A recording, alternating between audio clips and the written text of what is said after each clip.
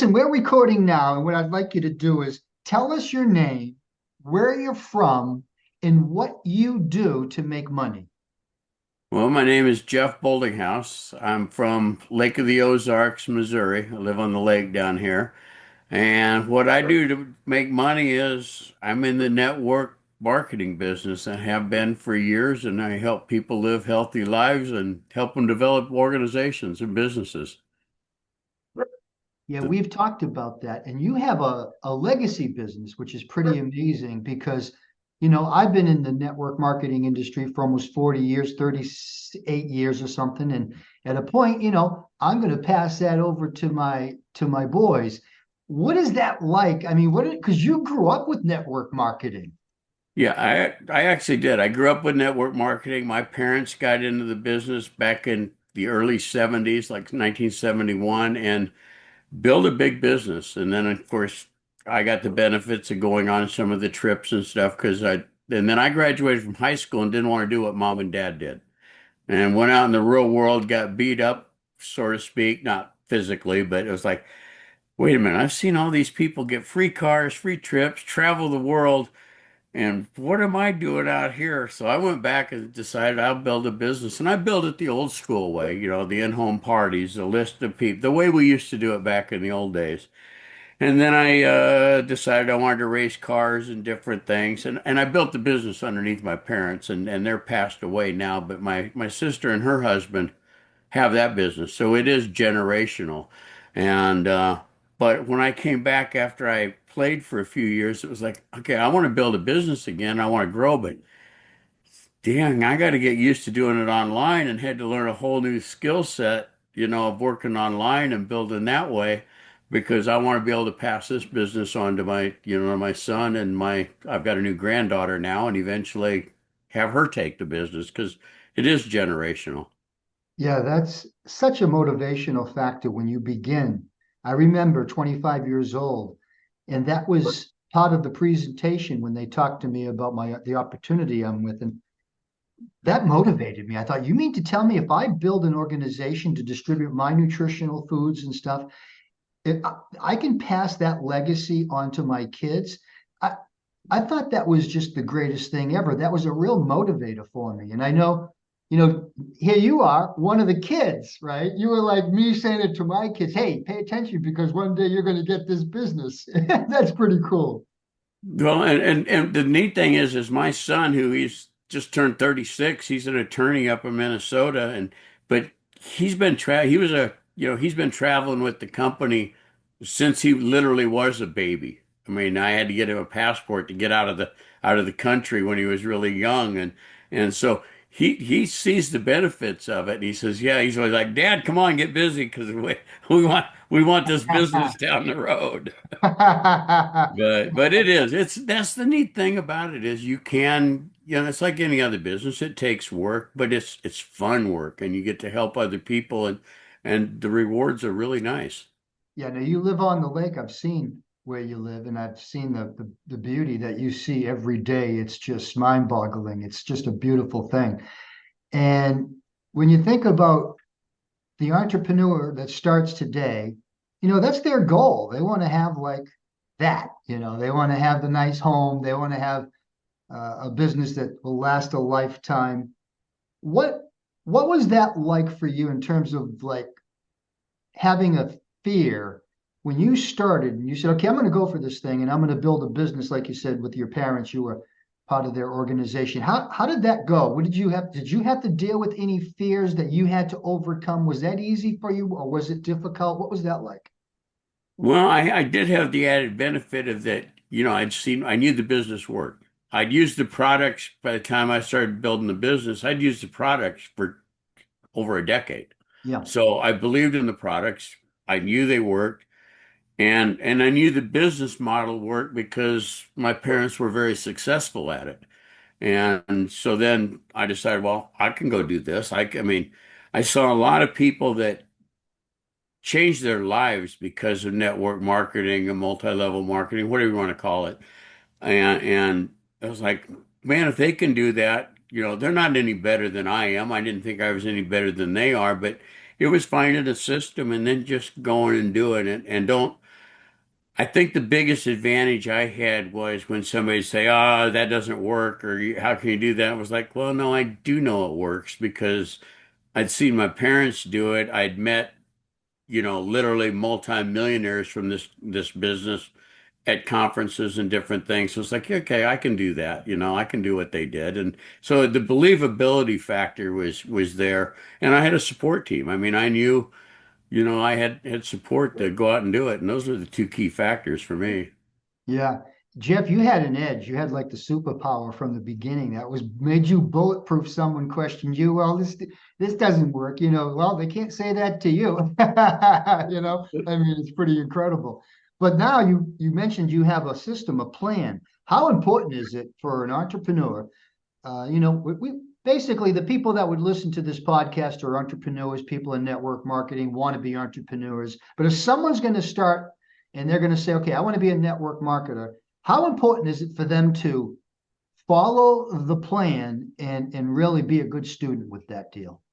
Well, I think it's vital and to be coachable, to have somebody that has done it to help you and to coach you and to listen. But to me, having the plan was massive, a step-by-step thing that I could follow. Like I said, I already had the belief in it. I just needed to know what to do. And that's been my biggest challenge working with my group of leaders and stuff is how to teach them the new school ways, I call it, a new school with a new or old school with a new tool type of thing. How to, leverage social media, how to do some of the things rather than go out and chase their, friends and family. And not that I don't believe in my products and I don't talk to those people, but if you really want to scale your business, you have to have some way of getting in front of people. And I do a lot with reels and social media to get in front of new people. But it's just, yeah, having a plan and go working it and following it and then having the belief in it. And but in today's world, it is so much easier. I used to back in the 80s and early 90s, I did, well, I guess this was the mid 80s. I was a guest on radio talk shows all across the country, this was before the internet. And I did a thing, they would call in and we'd do this, we'd talk, and I'd be talking as with the host of the show, and I would say, okay, multi-level marketing, do you love it or do you hate it? Let's talk about it. And they would call Wow. in and we'd have live talk and we'd talk about the benefits of it, kind of like what we're doing here. And they'd say, oh, that doesn't work. Well, yeah, it really does. You just got to have a plan to go do it. So I guess what I'm saying is the internet, if you got a system, and I know you do, Jack, because I follow you on Facebook and what you do. So you can bring somebody in, plug them into a system, show them how it works. And with social media in today's world, man, you can scale so much faster. I mean, I had 43 leads last week alone. And it was so easy compared to what it is now. But again, it goes back to a system like you have. I mean, I follow you, I watch you. It's fun. Yeah, the internet has changed the world for everybody. And if you don't pay attention to it, you can't benefit from it. What you don't utilize, you lose that. Like you said, remember, belly to belly, old school way, new school way. Reality is if you're not talking to people, there is no school. You're not in business. And talking to people is what it boils down to. So whether it's talking like this or talking like that or talking over here or talking over there, it really doesn't matter. It's just having that plan of you're going to talk to X amount of people a day about your products and opportunity. And then when you do that, what's next after that? Having that step-by-step process to find people that like what you offer. Like I'll stop for a minute. My love is my healthy smoothie mixes. And I know you love smoothies too, Jeff. Yeah, absolutely. The whole world is into smoothies now. So my business model today is a free subscription model, and someone subscribes to smoothietext.com. And then when they do that, they give their name, their credit card, their address. They're not charged, but that activates daily texts that they'll get on their phone that share another smoothie mix with them. And if they like that flavor, say it's pina colada or Dutch chocolate, they click one, then send, and that mix is sent to their home. It takes like 2 seconds. So you don't, it's real quick, it's convenient. And when someone gets a text message every day for the rest of their life that says smoothietexts.com, it's a reminder how important it is to not only get the stuff, but take it every day. It's a reminder, you know? So, Absolutely. but that business model didn't exist before the internet. We had to do other ways. So adjusting and finding how, when you talk to people, what's your business model? How, you know, what is it that you're going to do to present the product to them? And that's the part that it can be done this way, it can be done that way, it can be done over here, it can be done in presentations at home. It doesn't matter as long as you're talking to people. Absolutely. And I do a lot of listening. When I'm first bringing somebody on board, I sit and listen to them. You know, I mean, I've got a big Amish group. They're not on the internet. I have one Amish sales leader that is on Facebook and on the internet, which I'm not going to get her in trouble, but she's actually on and does a lot of posting. But the other Amish group, I mean, they're like Green Acres. Their telephone is down by it's not up a telephone pole, but it's literally. And so it's a completely different group to work with. They don't use credit cards. They do bank drafts. So there's a few different ways we have to adapt to it, but I listen to the people and talk to them. I think listening is the biggest communication skill that most people lack in. That if you sit and listen to them, people will tell you what they want, what their needs are, get good at asking questions and asking open-ended questions. Something my mom taught me, and it's not original to her, but ask questions that start off with who, what, where, why, how, and tell me about. Those are not yes and no answers. And it's like, why are you interested in smoothies, Jack? Wow, now tell me about that a little bit, like you did. And it gets them to open up and get some talking. And let's face it, the best way to help somebody is to solve their problem. And you solve their problem, you've got a customer. I've got some customers literally that are second and third and fourth generation people using the products. Now, the fourth generations are babies and infants, but their moms got them on the products. I got one lady who was it was just this kid's great grandmother started the business. Then his grandmother still orders, their daughter orders, and so it tells me it's like, okay, I love consumable products that work because if you're looking at it from the business standpoint, and obviously if somebody and their family have ordered for 40, 45 years every month, the products work. They may have bought from me originally because they were a friend, but they wouldn't keep buying if the products didn't work. And so, and then take care of them. It's really this business, you know it, it's not rocket science. It's caring about people, find a system that works for you, and then just doing it over and over and over. Like you say, talk to people. Yeah, that consumable thing is a big, big deal. Reality is, I don't think there's a better way, you know, for an entrepreneur to make money than to get involved in distribution and get involved in consumable products. I mean, I've been on my grocery list has been, you know, my nutritional foods have been on my grocery list since 1987. Like you said, when I shop, that's part of my grocery list. And it's like if I went to Hannaford's or if I went to Market Basket or I went to Shaw's or wherever it might be, you know, I bought these particulars. These are the products I like. It's that simple. Except they're not buying it from Shaw's, they're buying it from Jack's family business. Absolutely. Yeah, that's Yeah, great. it's a wonderful business model, and that's like back when I used to do that radio show. When you can talk to people and explain the business model and how good it is.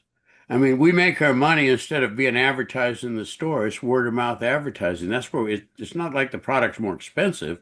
It's we're there giving the benefit, the value of being able to help people and walk them through what they need. So.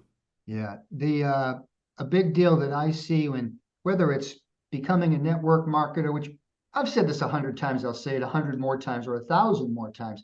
Network marketing is a pay plan. It's a way we get paid.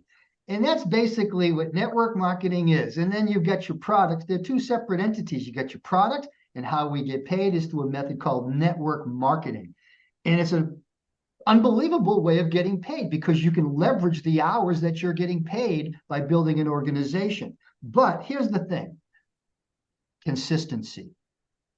consistency, whether it's our business or any business, I think a big challenge people have is staying consistent when you're not making money, especially in the difficult times, especially in those beginning days, staying consistent for so many is almost impossible.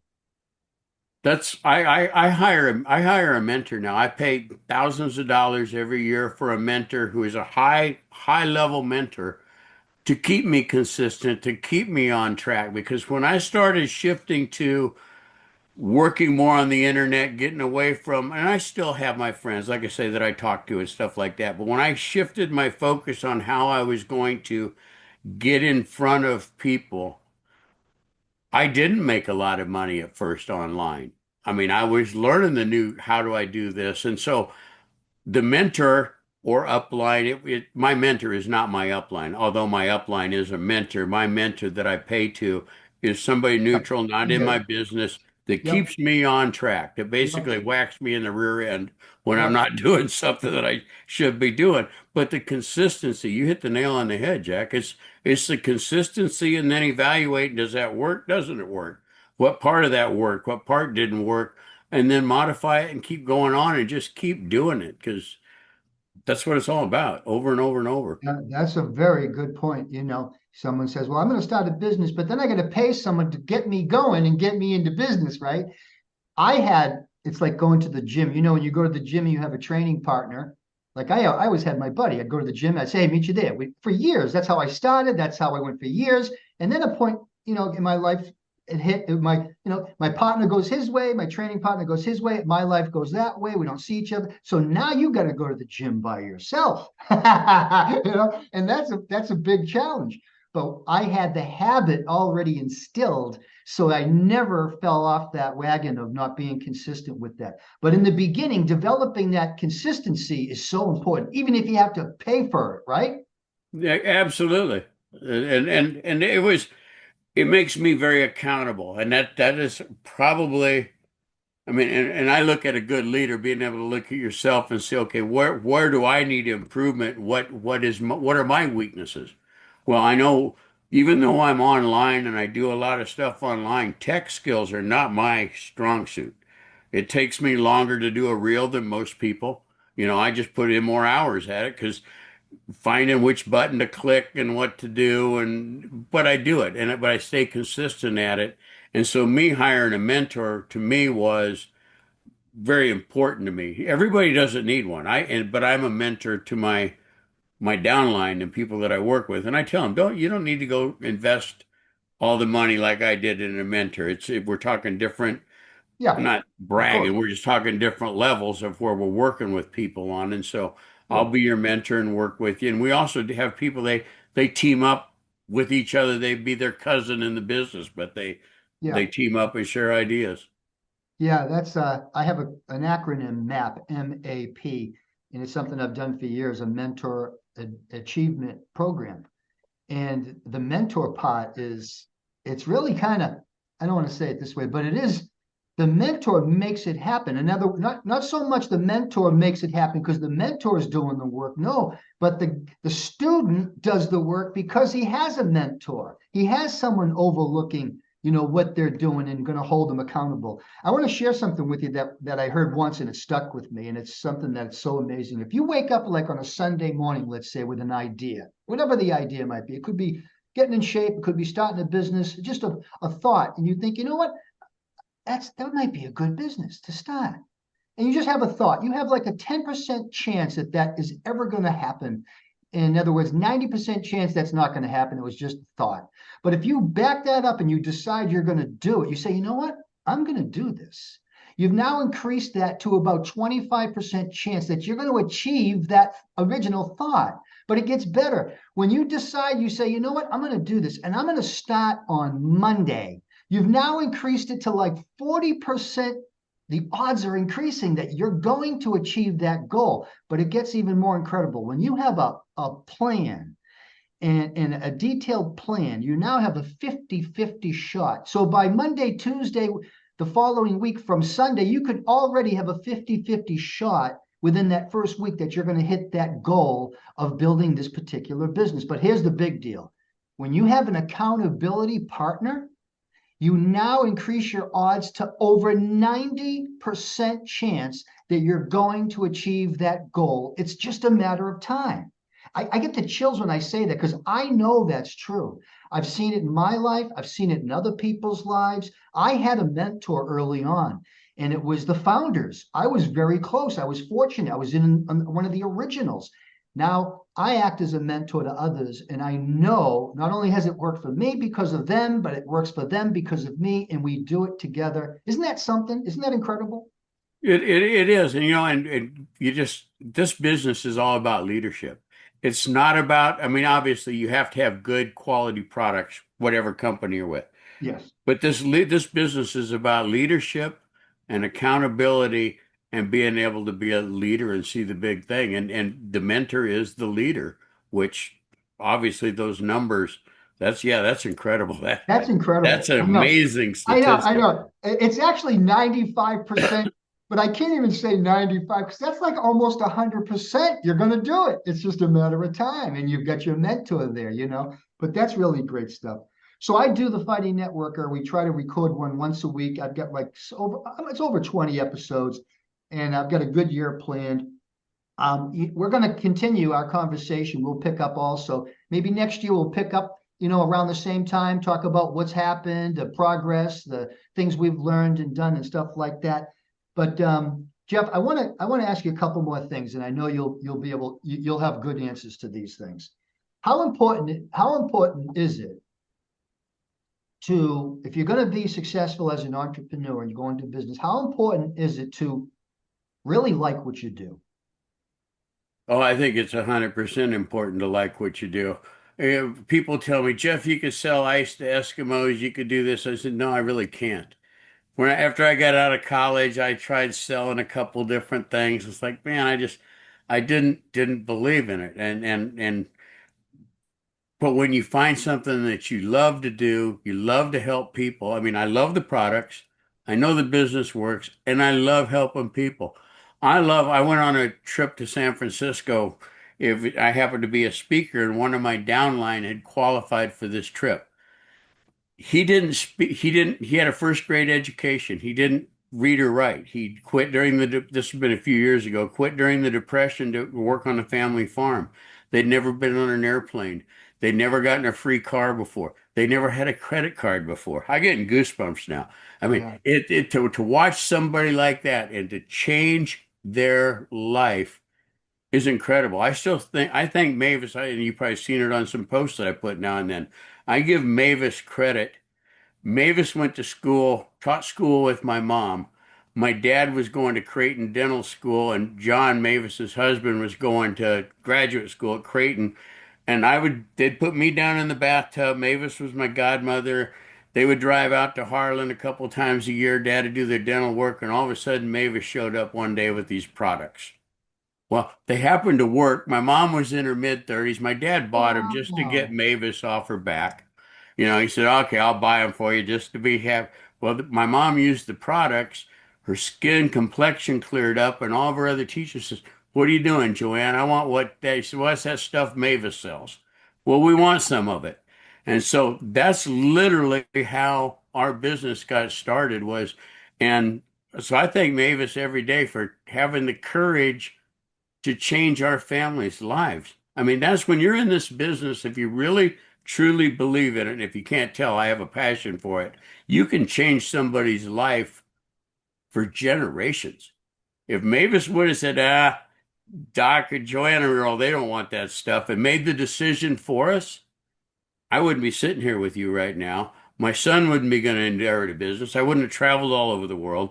So stepping out of her comfort zone, caring enough to share the product. Yeah, I got a passion for it. I love what I do.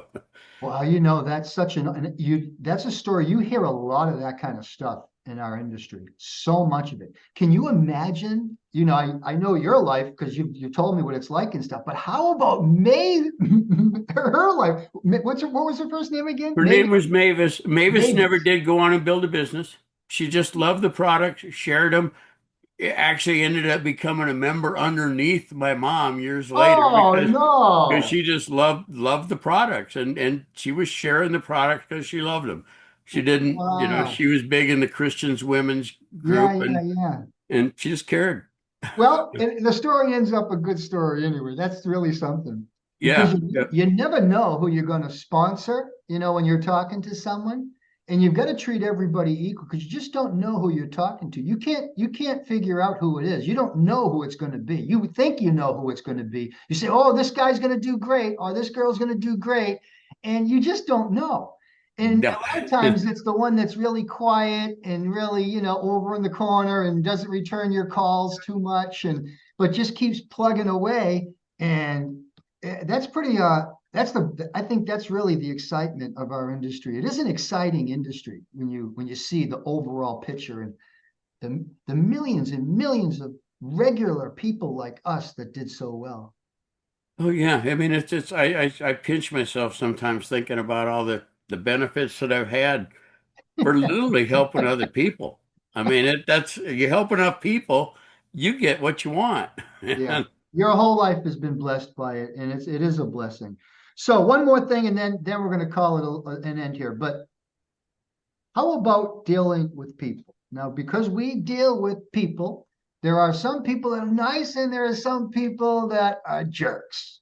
And some people you just, they could really ruin your day. Matter of fact, I think a lot of people quit because they speak to a couple of negative people that rain on their parade, say bad stuff, and then that person quits. See, you and I, we can't even comprehend that. But how important is it to have this impersonal love for all people so that they can't mess with your mind? How important is that unconditional love? In other words, not to carry a grudge if they don't like your product, not to be angry at them if they rain on your parade or they're negative or they don't support you. How important is it to just separate yourself from those negative feelings that people can give you? And like I say, it's easier probably for you and I because we've seen it, we know it works, and it just kind of rolls off my back. But you gotta, it's everything's not for everybody, and I just don't take it personally. Actually, I had a guy, he's passed away now, was the top person in our country for forever. He said, Jeff, and I was just getting started. He said, Jeff, he said, just remember, he said, if they love the product and buy it, it's because of you. If they don't like it, it's because they didn't like the company. It's never your fault. Then I thought, okay. And he said it tongue in cheek, but it was like, the point was, don't take it personally. Some people are just, for whatever reason, are not going to buy from you, and Yeah. let it go. There's thousands out there that want what we have and what we got. And so those are the ones that I focus on. And as long as you leave them. Quick story, and then I'll let you go. I sold water purifiers years ago, and for my company, and I went up to do a presentation for this guy, and it was a cold, snowy day up in northern Iowa. Drove up there, did the presentation.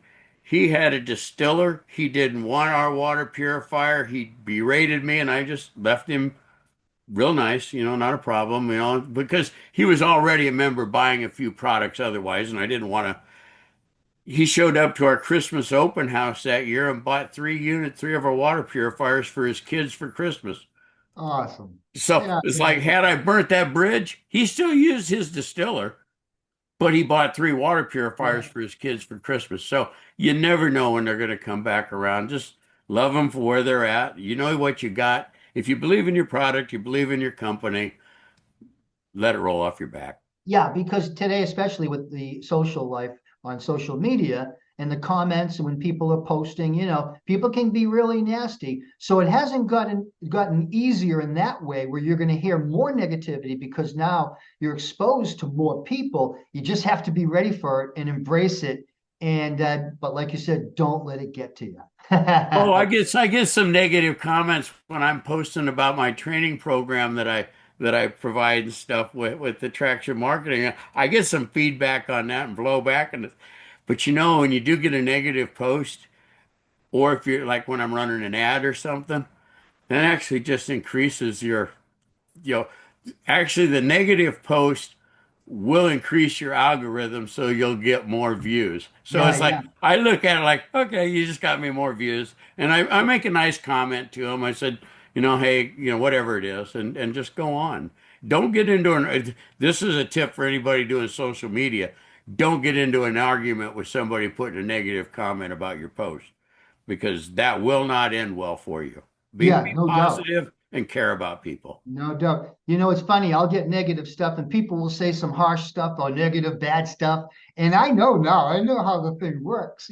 I'll just be nice, like you said. I don't have to say a damn thing because my followers all attack the guy and beat him all up.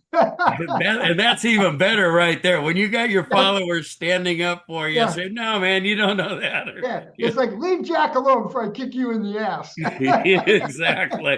And that's also a really good feeling because you know you're doing the right things when your people are with you and following you. So, man, that's Yeah. awesome. Yeah, okay. Jeff, much love. Merry Christmas. Happy New Year. We'll be watching each other, and we're going to have you again next year. We'll talk some more on this nice little talk on the Fighting Networker. Thank you so much for being here. Thanks, Jack. Have a wonderful day. Merry Christmas. You got it. Bye bye. Take care, man.